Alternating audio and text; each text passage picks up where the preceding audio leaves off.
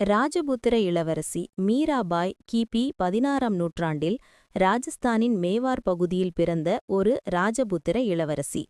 சிறுவயதிலிருந்தே அவருக்கு எல்லையற்ற பக்தி இருந்தது. குறிப்பாக அவர் கிருஷ்ணர் மீது கொண்ட அன்பு அலாதியானது.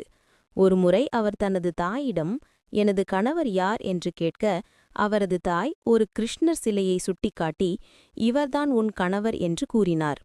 இந்த சம்பவம் மீராவின் மனதில் ஆழமாக பதிந்தது.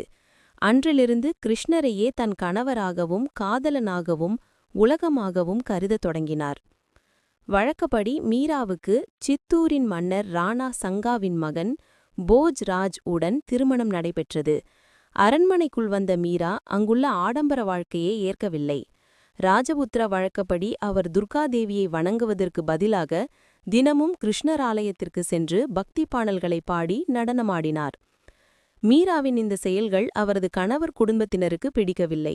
ஒரு ராஜகுடும்ப பெண் தெருவில் நடனமாடுவது அவமானம் என்று கருதினர். அவர்கள் அவரை தடுக்க எவ்வளவோ முயன்றனர். மீராவை அழைத்து வைக்க முயன்றனர். அவரது உணவில் விஷம் வைக்க முயன்றனர்.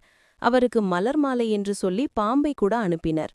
ஆனால் கிருஷ்ணரின் அருளால் மீராவுக்கு எதுவும் நிகழவில்லை.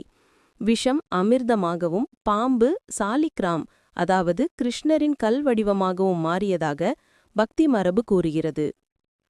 3. கிருஷ்ணரின் மீதான பக்தி பயணம். தனது கணவர் இறந்த பிறகு மீரா அரண்மனை வாழ்க்கையை முழுவதுமாக துறந்தார்.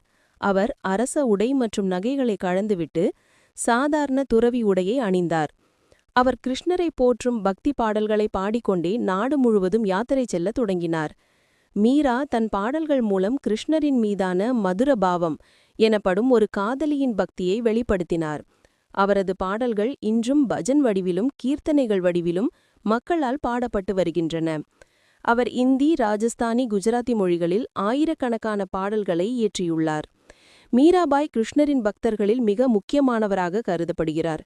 இறுதியாக குஜராத்தில் உள்ள துவாரகை ரன்சோட்ராய் கோவிலில் இருக்கும் சிலை மீது அவர் லயித்ததாக, அதாவது கிருஷ்ணருடன் ஐக்கியமானதாக நம்பப்படுகிறது. இதுபோன்ற புராண கதைகளுக்கு எங்கள் சேனலை சப்ஸ்கிரைப் செய்யவும்.